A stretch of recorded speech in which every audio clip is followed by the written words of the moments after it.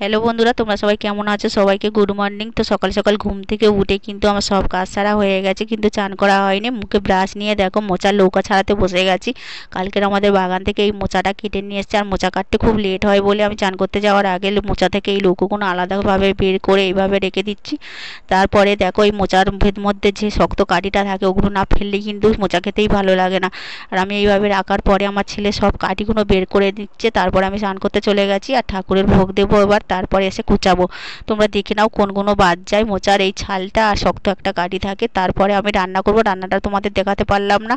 তো বন্ধুরা, তোমরা কারা কারা মোচা খেতে ভালোবাসো আমাকে কমেন্ট করে জানিও, আর ভিডিওটা ভালো লাগলে চ্যানেলটাকে সাবস্ক্রাইব করে আমার পাশে থেকো।